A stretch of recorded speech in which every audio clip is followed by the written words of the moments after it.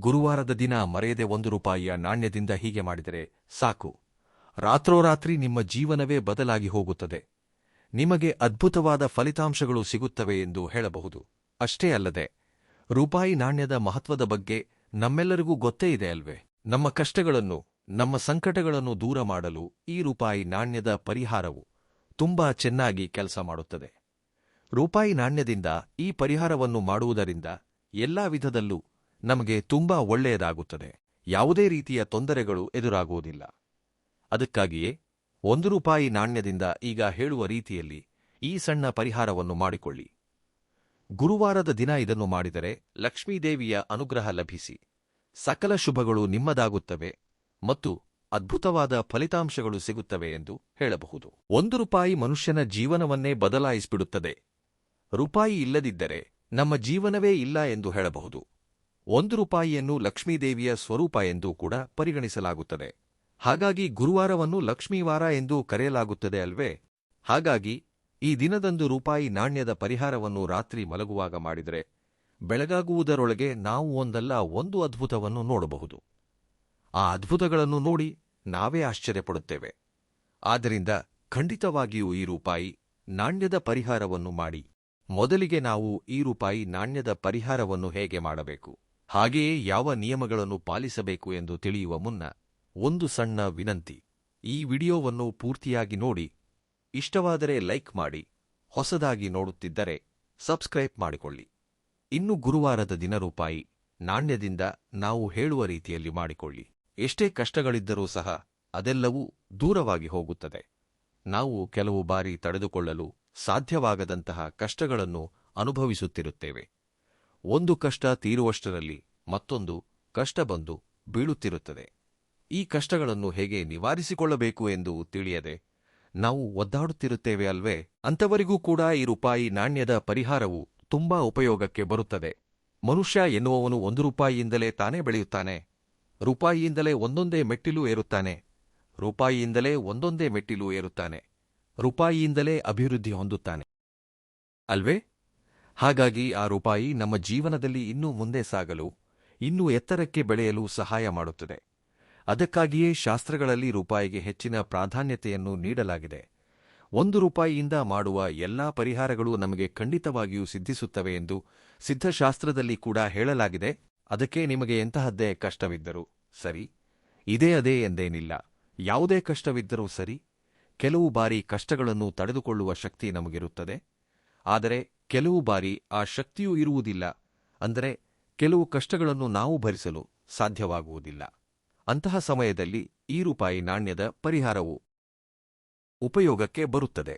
ಸಾಲದ ಬಾಧೆಗಳಿದ್ದರೂ, ಕಷ್ಟಗಳಿದ್ದರೂ, ಕಣ್ಣೀರು, ವೇದನೆ, ಸಮಸ್ಯೆಗಳು ಏನೇ ಇದ್ದರೂ ಸಹ ರೂಪಾಯಿ ನಾಣ್ಯದ ಪರಿಹಾರವು ಅದ್ಭುತವಾಗಿ ಕೆಲಸ ಮಾಡುತ್ತದೆ. ಇದು ತುಂಬಾ ಒಳ್ಳೆಯ ಫಲಿತಾಂಶವನ್ನು ತಂದುಕೊಡುತ್ತದೆ ಎಂದು ಹೇಳಬಹುದು. ಅದಕ್ಕಾಗಿಯೇ ರೂಪಾಯಿ ನಾಣ್ಯದಿಂದ ಈಗ ಹೇಳುವ ರೀತಿಯಲ್ಲಿ ಮಾಡಿ.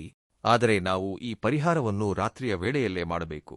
ಹಗಲು ಹೊತ್ತಿನಲ್ಲಿ ಅಥವಾ ಬೆಳಗ್ಗೆ ಮಲಗುವಾಗ ಹೀಗೆ ಮಾಡಿದರೆ ನಮಗೆ ಯಾವುದೇ ದೊಡ್ಡ ಫಲಿತಾಂಶ ಸಿಗುವುದಿಲ್ಲ. ರಾತ್ರಿಯ ಸಮಯದಲ್ಲಿ ಮಾಡಿದರೆ ಹೆಚ್ಚಿನ ಫಲಿತಾಂಶ ಸಿಗುತ್ತದೆ ಎಂದು ಪುರಾಣ ಗ್ರಂಥಗಳಲ್ಲಿ ಹೇಳಲಾಗಿದೆ. ಪುರಾಣಗಳ ಪ್ರಕಾರ ಈ ಪರಿಹಾರವನ್ನು ಹಿಂದೆ ತುಂಬಾ ಜನರು ಆಚರಿಸುತ್ತಿದ್ದರು, ಮಾಡುತ್ತಿದ್ದರು ಮತ್ತು ಅದರ ಫಲವನ್ನು ಪಡೆಯುತ್ತಿದ್ದರು. ಹಾಗಾಗಿ ನಾವು ಕೂಡ ಇದನ್ನು ಆಚರಿಸುವುದರಿಂದ ನಮ್ಮ ಜೀವನದಲ್ಲೂ ಖಂಡಿತವಾಗಿಯೂ ಬದಲಾವಣೆ ಕಂಡುಬರುತ್ತದೆ. ಮಹಿಳೆಯರಾಗಲಿ ಪುರುಷರಾಗಲಿ ಯಾರೇ ಆದರೂ ಸರಿ, ₹1 ನಾಣ್ಯವನ್ನು ತೆಗೆದುಕೊಳ್ಳಿ. ಅದನ್ನು ನೀರು ಅಥವಾ ಹಾಲಿನಿಂದ ಸ್ವಚ್ಛಗೊಳಿಸಿ. ಖಂಡಿತವಾಗಿಯೂ ರೂಪಾಯಿ ನಾಣ್ಯವನ್ನು ಸ್ವಚ್ಛಗೊಳಿಸಬೇಕು. ಹಾಗೆ ಮಾಡಿದ ನಂತರ ರಾತ್ರಿ ನಿಮ್ಮ ಕೆಲಸಗಳೆಲ್ಲವೂ ಮುಗಿದ ಮೇಲೆ, ಊಟ ಮಾಡಿದ ನಂತರ ನೀವು ಮಲಗುತ್ತೀರಲ್ಲವೇ? ಅಂತಹ ಸಮಯದಲ್ಲಿ ಆ ರೂಪಾಯಿ ನಾಣ್ಯವನ್ನು ತೆಗೆದುಕೊಳ್ಳಿ. ಆದರೆ ನೆನಪಿಡಿ, ₹1ಯನ್ನೇ ತೆಗೆದುಕೊಳ್ಳಬೇಕು. ಆ ರೂಪಾಯಿಯ ಜಾಗದಲ್ಲಿ ₹2 ಅಥವಾ ₹5 ನಾಣ್ಯವನ್ನು ತೆಗೆದುಕೊಳ್ಳಬೇಡಿ. ಕೇವಲ ₹1ಯನ್ನಷ್ಟೇ ತೆಗೆದುಕೊಳ್ಳಬೇಕು. ಮಹಿಳೆಯರಾದರೆ ಬಲಗೈಯಲ್ಲಿ, ಪುರುಷರಾದರೆ ಎಡಗೈಯಲ್ಲಿ ಹೀಗೆ ರೂಪಾಯಿ ನಾಣ್ಯವನ್ನು ಹಿಡಿದುಕೊಳ್ಳಿ. ಇನ್ನೂ ನೀವು ಈ ಪರಿಹಾರವನ್ನು ಮಾಡಿದ ನಂತರ ಮತ್ತೆ ಹೊರಗಡೆ ಓಡಾಡುವುದು, ವಾಕಿಂಗ್ ಮಾಡುವುದು, ಟಿವಿ ನೋಡುವುದು ಅಥವಾ ಫೋನ್ ನೋಡುವುದು ಮುಂತಾದವುಗಳನ್ನು ಮಾಡಬಾರದು. ಇದನ್ನು ಮಾಡಿದ ತಕ್ಷಣ ನೀವು ನೇರವಾಗಿ ನಿದ್ರಿಸಬೇಕು. ಹಾಗಿದ್ದಾಗ ಮಾತ್ರ ನಮಗೆ ಉತ್ತಮ ಫಲಿತಾಂಶ ಸಿಗುತ್ತದೆ. ಇಲ್ಲ, ಇದನ್ನು ಮಾಡಿದ ನಂತರ ನಾವು ಬೇರೆ ಕೆಲಸಗಳನ್ನು ಮಾಡಿಕೊಳ್ಳುತ್ತೇವೆ ಎಂದರೆ ಯಾವುದೇ ದೊಡ್ಡ ಫಲಿತಾಂಶ ಇರುವುದಿಲ್ಲ. ಇದನ್ನು ಸಹ ನೀವು ನೆನಪಿನಲ್ಲಿಟ್ಟುಕೊಳ್ಳಿ. ಹೀಗೆ ಮಾಡಿದ ನಂತರ ನೀವು ಮುಖ್ಯವಾಗಿ ₹5 ನಾಣ್ಯವನ್ನು ಕೈಯಲ್ಲಿ ಹಿಡಿದುಕೊಂಡು ನಿಮ್ಮ ಕಷ್ಟಗಳನ್ನು ನೆನೆಯಬೇಕು. ಅಂದ್ರೆ ನಮ್ಮ ಜೀವನದಲ್ಲಿ ನಾವು ಎಷ್ಟು ಕಷ್ಟಗಳನ್ನು ಅನುಭವಿಸುತ್ತಿದ್ದೇವೆ, ಎಷ್ಟು ಯಾತನೆ ಪಡುತ್ತಿದ್ದೇವೆ ಎಂಬುದು ನಮಗೆ ತಿಳಿದಿರುತ್ತದೆ ಅಲ್ವೇ? ಯಾವ ಕಷ್ಟದಿಂದ ನಾವು ನೊಂದುಕೊಳ್ಳುತ್ತಿದ್ದೇವೋ, ಯಾವ ಕಷ್ಟ ನಮ್ಮನ್ನು ತೊಂದರೆಗೆ ಸಿಲುಕಿಸುತ್ತಿದೆಯೋ ಅದನ್ನು ನೀವು ₹6 ನಾಣ್ಯಕ್ಕೆ ಹೇಳಿಕೊಳ್ಳಿ. ಕೈಯಲ್ಲಿ ಹಿಡಿದು ಮುಷ್ಟಿ ಬಿಗಿದು ₹6 ನಾಣ್ಯಕ್ಕೆ ನಿಮ್ಮ ಮನಸ್ಸಿನಲ್ಲೇ ಎಲ್ಲವನ್ನೂ ಹೇಳಿಕೊಂಡು ಆಮೇಲೆ ಅದನ್ನು ಏನು ಮಾಡಬೇಕು ಎಂದರೆ ನಿಮ್ಮ ತಲೆದಿಂಬಿನ ಕೆಳಗೆ ಇಟ್ಟುಕೊಂಡು ಮಲಗಿ. ಮರುದಿನ ಬೆಳಗ್ಗೆ ಎದ್ದ ತಕ್ಷಣ ₹6 ನಾಣ್ಯವನ್ನು ಬಡವರಿಗೆ ದಾನ ಮಾಡಿ. ಹೀಗೆ ಮಾಡುವುದರಿಂದ ತುಂಬಾ ಒಳ್ಳೆಯ ಫಲಿತಾಂಶಗಳು ಸಿಗುತ್ತವೆ. ಅತ್ಯಂತ ಅದ್ಭುತವಾದ ಬದಲಾವಣೆಗಳನ್ನು ನೀವು ನೋಡುತ್ತೀರಿ. ₹1 ದಾನ ಮಾಡಿದರೆ ಭಗವಂತನು ನಮಗೆ ₹2 ಮರಳಿ ನೀಡುತ್ತಾನೆ ಎಂದು ಶಾಸ್ತ್ರಗಳಲ್ಲಿ ಉಲ್ಲೇಖಿಸಲಾಗಿದೆ. ನಾವು ನಮ್ಮ ಕಷ್ಟ ನಿವಾರಣೆಗಾಗಿ ಈ ಪರಿಹಾರವನ್ನು ಮಾಡುತ್ತಿರುವುದರಿಂದ ನಮ್ಮ ಕಷ್ಟಗಳಿಂದ ಹೊರಬರಲು ದಾರಿ ಸಿಗುತ್ತದೆ. ಕಷ್ಟ ಎಂಬುದು ನಮ್ಮ ಹತ್ತಿರವೂ ಸುಳಿಯದಂತೆ ಇರಲು, ಒಂದು ವೇಳೆ ಬಂದರೂ ಅದನ್ನು ತಡೆದುಕೊಳ್ಳುವಂತಹ ಶಕ್ತಿಯನ್ನು ಆ ಭಗವಂತನು ನಮಗೆ ಕರುಣಿಸುತ್ತಾನೆ. ಹಾಗೆಯೇ ಕಷ್ಟಗಳು ಬರದಂತೆ ತಡೆಯಲು ಕೂಡ ಈ ಪರಿಹಾರವು ನಮಗೆ ಸಹಕರಿಸುತ್ತದೆ, ಸಿದ್ಧಿಸುತ್ತದೆ ಮತ್ತು ಅತ್ಯಂತ ಒಳ್ಳೆಯ ಫಲಿತಾಂಶವನ್ನು ತಂದುಕೊಡುತ್ತದೆ. ನಾವು ಕೇವಲ ₹1 ತಾನೇ, ₹1ಯಿಂದ ಏನಾಗಲು ಸಾಧ್ಯ, ₹1ಯಿಂದ ಏನು ಬರುತ್ತದೆ ಎಂದು ಯೋಚಿಸಬಹುದು. ಆದರೆ 100ರಲ್ಲಿ ₹1 ಕಡಿಮೆಯಾದರೂ ಅದು ಕಡಿಮೆಯೇ, ಲಕ್ಷದಲ್ಲೂ ₹1 ಕಡಿಮೆಯಾದರೂ ಕಡಿಮೆಯೇ. ನಾವು ಹೇಗೆ ನೋಡಿದರೂ ₹1 ಕಡಿಮೆಯಾದರೂ ಕಡಿಮೆಯೇ, ನಾವು ಹೇಗೆ ನೋಡಿದರೂ ₹1 ಕಡಿಮೆಯಾದರೆ ಅದು ಕಡಿಮೆಯೇ ಅಲ್ವೇ? ಆದ್ದರಿಂದ ₹6 ನಮ್ಮ ಜೀವನವನ್ನು, ನಮ್ಮ ಕಷ್ಟವನ್ನು, ಅದು ಸಣ್ಣದಿರಲಿ ಅಥವಾ ದೊಡ್ಡದಿರಲಿ, ನಾವು ಅನುಭವಿಸುತ್ತಿರುವ ಹಾಗೂ ತೊಂದರೆ ಪಡುತ್ತಿರುವ ಅಂತಹ ಕಷ್ಟಗಳಿಂದ ನಮ್ಮನ್ನು ಹೊರತರಲು ಈ ₹1 ನಾಣ್ಯದ ಪರಿಹಾರವು ಅತ್ಯುತ್ತಮವಾಗಿ ಕೆಲಸ ಮಾಡುತ್ತದೆ. ಮನಸ್ಸಿಟ್ಟು ನಂಬಿಕೆಯಿಂದ ಒಂದು ಬಾರಿ ಇದನ್ನು ಮಾಡಿ ನೋಡಿ. 2ನೇ ಬಾರಿ ನೀವು ಬೇಡವೆಂದರೂ ತಾನಾಗಿಯೇ ಮಾಡಿಕೊಳ್ಳುತ್ತೀರಿ. ಏಕೆಂದರೆ ಶಾಸ್ತ್ರಗಳಲ್ಲಿ ಈ ರೀತಿ ಹೇಳಲಾಗಿದೆ. ಇದನ್ನು ಈಗಾಗಲೇ ತುಂಬಾ ಜನರು ಮಾಡಿ ಉತ್ತಮ ಫಲಿತಾಂಶವನ್ನು ಪಡೆದಿದ್ದಾರೆ.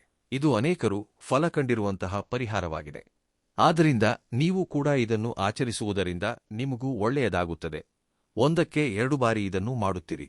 1ಕ್ಕೆ 2 ಬಾರಿ ಮಾಡುವುದರಿಂದ ಅದರ ಫಲಿತಾಂಶವನ್ನು ಖಂಡಿತವಾಗಿಯೂ ನೀವು ನಿಮ್ಮ ಕಣ್ಣಾರೆ ನೋಡುತ್ತೀರಿ. ನೀವೇ ನಿಮ್ಮ ಕಣ್ಣಾರೆ ನೋಡಿ ಆಶ್ಚರ್ಯಪಡುತ್ತೀರಿ ಎಂದು ಶಾಸ್ತ್ರಗಳಲ್ಲಿ ಹೇಳಲಾಗಿದೆ. ಆದ್ದರಿಂದ ಖಂಡಿತ ಪ್ರಯತ್ನಿಸಿ. ಇನ್ನೂ ಅಷ್ಟೇ ಅಲ್ಲದೆ ಗುರುವಾರ ಈ ರೀತಿ ಮಾಡಿದ್ದನ್ನು ಯಾರಿಗೂ ಹೇಳಬೇಡಿ. ನಾವು ಮಾಡುವ ಎಲ್ಲ ವಿಷಯಗಳನ್ನು ಎಲ್ಲರಿಗೂ ಹೇಳಬೇಕಾದ ಅಗತ್ಯವಿಲ್ಲ. ನಾವು ಯಾವುದೇ ಪರಿಹಾರ ಮಾಡಿದರೂ ಅದನ್ನು ರಹಸ್ಯವಾಗಿಯೇ ಮಾಡಬೇಕು.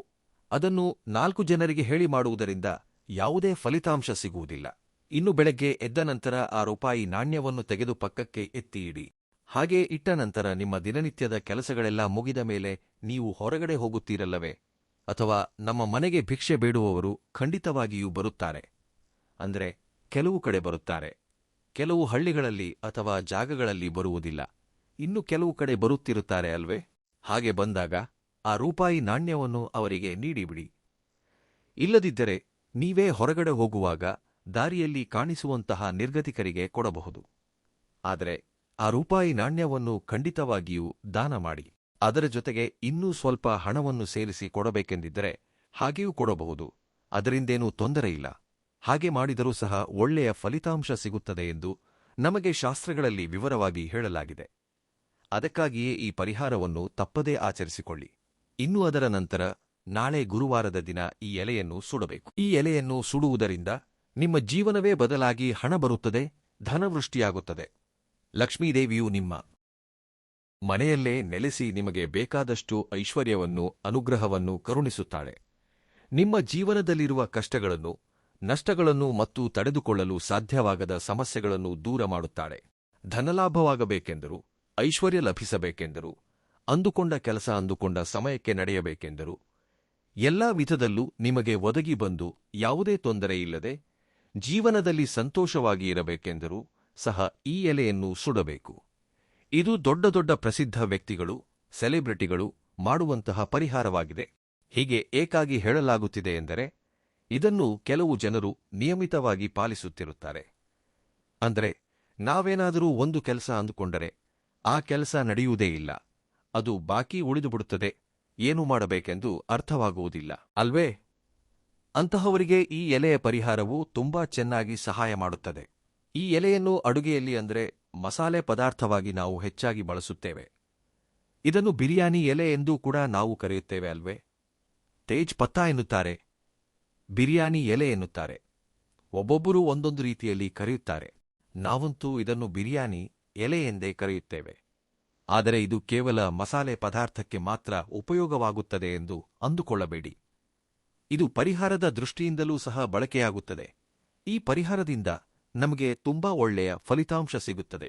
ಎಷ್ಟು ಅದ್ಭುತವಾದ ಫಲಿತಾಂಶ ಸಿಗುತ್ತದೆ ಎಂದರೆ ಅಷ್ಟೊಂದು ಒಳ್ಳೆಯ ರಿಸಲ್ಟ್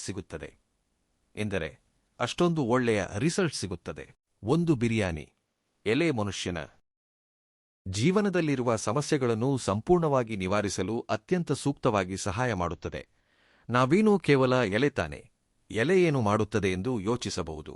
ಆದರೆ ಈ ಎಲೆಯನ್ನು ಬೇರೆಲ್ಲ ಎಲೆಗಳಿಗಿಂತ ಅತ್ಯಂತ ಶ್ರೇಷ್ಠವಾದುದು ಎಂದು ಪರಿಗಣಿಸಲಾಗುತ್ತದೆ. ಈ ಎಲೆಗೆ ಅಲೌಕಿಕ ಶಕ್ತಿ ಇರುವುದರ ಜೊತೆಗೆ ಪ್ರಕೃತಿಯ ಅನುಗ್ರಹ ಹಾಗೂ ದೈವಿಕ ಅನುಗ್ರಹವೂ ಇರುತ್ತದೆ. ಎಲ್ಲಾ ವಿಧದಲ್ಲೂ ಭಗವಂತನ ಆಶೀರ್ವಾದದೊಂದಿಗೆ ಈ ಎಲೆ ಇರುತ್ತದೆ ಎಂದು ನಮಗೆ ಶಾಸ್ತ್ರಗಳಲ್ಲಿ ವಿವರವಾಗಿ ಹೇಳಲಾಗಿದೆ. ಅದಕ್ಕಾಗಿಯೇ ಶಾಸ್ತ್ರಗಳಲ್ಲಿ ಬಿರಿಯಾನಿ ಎಲೆಗೆ ತುಂಬಾ ಪ್ರಾಧಾನ್ಯತೆ ನೀಡಲಾಗಿದೆ. ಇದನ್ನು ಅತ್ಯುತ್ತಮವಾದ ಎಲೆ ಎಂದು ಪರಿಗಣಿಸುತ್ತಾರೆ. ಈಗ ನಾವು ಅಂದುಕೊಂಡ ಕೆಲಸಗಳು ನಡೆಯದಿದ್ದರೆ ನಮಗೆ ತುಂಬಾ ಬೇಸರವಾಗುತ್ತದೆ, ತೊಂದರೆ ಎದುರಾಗುತ್ತದೆ, ಏನು ಮಾಡಬೇಕೆಂದು ತೋಚುವುದಿಲ್ಲ ಅಲ್ವೇ? ಅಂತಹವರು ಏನು ಮಾಡಬೇಕು ಎಂದರೆ ಒಂದು ಬಿರಿಯಾನಿ ಎಲೆಯನ್ನು ತೆಗೆದುಕೊಳ್ಳುವಾಗ ಅದರಲ್ಲಿ ಯಾವುದೇ ರಂಧ್ರಗಳು ಇಲ್ಲದಂತೆ ನೋಡಿಕೊಳ್ಳಿ. ಅಂದರೆ ಕೆಲವು ಎಲೆಗಳು ಸ್ವಲ್ಪ ಹರಿದಿರುತ್ತವೆ ಅಥವಾ ಹಾನಿಯಾಗಿರುತ್ತವೆ ಅಲ್ವೇ? ಅಂತಹ ಎಲೆಗಳಿಂದ ಮಾಡಿದರೆ ಯಾವುದೇ ದೊಡ್ಡ ಫಲಿತಾಂಶ ಸಿಗುವುದಿಲ್ಲ. ಅದಕ್ಕಾಗಿಯೇ ಎಲೆ ಹರಿದಿರಬಾರದು ಅಥವಾ ರಂಧ್ರಗಳು ಇರಬಾರದು. ಆ ಎಲೆ ಎಷ್ಟು ತಾಜಾವಾಗಿ ಹೊಳೆಯುತ್ತಿರುತ್ತದೆಯೋ ನಮಗೆ ಅಷ್ಟು ಒಳ್ಳೆಯ ಫಲಿತಾಂಶ ಸಿಗುತ್ತದೆ. ಒಂದು ವೇಳೆ ಅದು ಹಾನಿಯಾಗಿದ್ದರೆ ಫಲಿತಾಂಶ ಸಿಗುವುದಿಲ್ಲ, ಫಲಿತಾಂಶ ಶೂನ್ಯ ಎಂದೇ ಹೇಳಬಹುದು. ಅಂದರೆ ನಾವೇನೋ ಕಷ್ಟಪಟ್ಟು ಮಾಡಿದರೂ ವ್ಯರ್ಥವಾಗುತ್ತದೆ. ಹಾಗಾಗಬಾರದು ಎಂದರೆ ನೀವು ಇಂತಹ ಒಳ್ಳೆಯ ಎಲೆಯನ್ನು ಆರಿಸಿಕೊಂಡ ನಂತರ ಆ ಎಲೆಯ ಮೇಲೆ ನಿಮ್ಮ ಸಮಸ್ಯೆ ಇರಬಹುದು, ನಿಮ್ಮ ಕಷ್ಟ ಇರಬಹುದು, ಸಂಕಟ ಇರಬಹುದು ಅಥವಾ ಏನೇ ಇರಬಹುದು, ಯಾವುದಾದರೂ ಒಂದು ಕೆಲಸ ಅಂದುಕೊಂಡು ನಡೆಯುತ್ತಿಲ್ಲ ಎಂದಾದರೆ ಆ ಕೆಲಸ ನಡೆಯಬೇಕು ಎಂದು ಬರೆಯಿರಿ. ಈ ಕೆಲಸ ನಡೆಯಬೇಕು, ಇದು ನಮ್ಮ ಜೀವನದಲ್ಲೇ ಇಲ್ಲವಲ್ಲ ಎಂದು ಬೇಸರಪಡುವವರು ಕೇವಲ ಒಂದು ಬಾರಿ ಹೀಗೆ ಪ್ರಯತ್ನಿಸಿ ನೋಡಿ. ಸುಮ್ಮನೆ ಒಮ್ಮೆ ಹೀಗೆ ಟ್ರೈ ಮಾಡಿ, ನಿಮಗೆ ಅದರ ವ್ಯತ್ಯಾಸ ತಿಳಿಯುತ್ತದೆ, ನಿಮಗೆ ಅರ್ಥವಾಗುತ್ತದೆ. ಹೀಗೆ ಸ್ವಚ್ಛವಾಗಿರುವ ಎಲೆಯನ್ನು ತೆಗೆದುಕೊಂಡು ಅದರ ಮೇಲೆ ನೀವು ಅಂದುಕೊಂಡ ಕೆಲಸವನ್ನು ಬರೆಯಿರಿ. ಹಾಗೆ ಬರೆದ ನಂತರ ಆ ಎಲೆಯನ್ನು ಮನೆಯ ಒಳಗೂ ಸಹ ಸುಡಬಹುದು. ಕೆಲವರ ಮನೆಯಲ್ಲಿ ಸಿಂಕ್ ಇರುತ್ತದೆ, ಇನ್ನು ಕೆಲವರಿಗೆ ವಾಶ್ ಏರಿಯಾ ಅಥವಾ ನೆಲದ ಜಾಗ ಇರುತ್ತದಲ್ಲವೇ? ಅಲ್ಲಿ ನಾವು ಅದನ್ನು ಸುಟ್ಟು ನಂತರ ನೀರನ್ನು ಹಾಕಿ ತೊಳೆದು ಬಿಡಬಹುದು. ಈ ಎಲೆಯನ್ನು ಸುಟ್ಟ ನಂತರ ಮುಖ್ಯವಾಗಿ ಹೇಳಬೇಕೆಂದರೆ ನಮಗೆ 48 ಗಂಟೆಗಳಲ್ಲಿ ಅಥವಾ 11 ದಿನಗಳ ಒಳಗಾಗಿ ಫಲಿತಾಂಶ ಸಿಗುತ್ತದೆ. ತಕ್ಷಣವೇ ಯಾವುದೇ ಫಲ ಸಿಗುವುದಿಲ್ಲ, ಆದರೆ ನಿಧಾನವಾಗಿ ಫಲಿತಾಂಶವನ್ನು ನಾವು ನೋಡುವ ಅವಕಾಶ ಖಂಡಿತ ಇರುತ್ತದೆ. ಅಷ್ಟೇ ಅಲ್ಲದೆ ಫಲಿತಾಂಶವನ್ನು ನಾವು ನೋಡುತ್ತೇವೆ, ನೋಡುವುದಿಲ್ಲ ಎಂದು ಹೇಳುತ್ತಿಲ್ಲ. ಆದರೆ ಆ ಬದಲಾವಣೆ ಎಂಬುದು ಒಂದೇ ಬಾರಿಗೆ ಬರುವುದಿಲ್ಲ. ಮೆಲ್ಲಗೆ ಹಂತ ಹಂತವಾಗಿ ಫಲಿತಾಂಶಗಳನ್ನು ನಾವು ಕಾಣಬಹುದು ಎಂದು ಪುರಾಣ ಗ್ರಂಥಗಳಲ್ಲಿ ಹೇಳಲಾಗಿದೆ. ಅದಕ್ಕಾಗಿಯೇ ಬಿರಿಯಾನಿ ಎಲೆಯ ಪರಿಹಾರವನ್ನು ನಾಳೆ ಗುರುವಾರದ ದಿನ ಮಾಡಿಕೊಳ್ಳಿ. ಗುರುವಾರದ ದಿನ ಮಾಡುವುದರಿಂದ ಒಳ್ಳೆಯ ರಿಸಲ್ಟ್ ಸಿಗುತ್ತದೆ. ಇದಕ್ಕೆ ಸಮಯ ಸಂದರ್ಭ ಎಂಬ ಭೇದವಿಲ್ಲ, ಯಾವಾಗ ಬೇಕಾದರೂ ಮಾಡಬಹುದು. ಯಾವಾಗ ಮಾಡಿದರೂ ನಮಗೆ ಒಳ್ಳೆಯದೇ ನಡೆಯುತ್ತದೆ, ಆದರೆ ಯಾವುದೇ ಕೆಡುಕು ಉಂಟಾಗುವುದಿಲ್ಲ. ಅಷ್ಟು ಶಕ್ತಿಶಾಲಿಯಾದ ಪರಿಹಾರ ಮತ್ತು ಅಷ್ಟೊಂದು ಅದ್ಭುತವಾಗಿ ನಮಗೆ ಸಹಾಯ ಮಾಡುವಂತಹ ಪರಿಹಾರ ಇದಾಗಿದೆ ಎಂದು ಶಾಸ್ತ್ರಗಳಲ್ಲಿ ವಿವರವಾಗಿ ಹೇಳಲಾಗಿದೆ. ಈ ಮಾಹಿತಿ ನಿಮಗೆ ಇಷ್ಟವಾಗಿದ್ದರೆ ವಿಡಿಯೋವನ್ನು ಲೈಕ್ ಮಾಡಿ ಮತ್ತು ನಿಮ್ಮ ಆತ್ಮೀಯರೊಂದಿಗೆ ಶೇರ್ ಮಾಡಿ. ಇಂತಹ ಇನ್ನಷ್ಟು ದೈವಿಕ ಮಾಹಿತಿಗಾಗಿ ನಮ್ಮ ಚಾನೆಲ್ ಅನ್ನು ಸಬ್ಸ್ಕ್ರೈಬ್ ಮಾಡಿಕೊಳ್ಳಿ. ಎಲ್ಲರಿಗೂ ಆ ಭಗವಂತ ಒಳ್ಳೆಯದು ಮಾಡಲಿ. ಧನ್ಯವಾದಗಳು.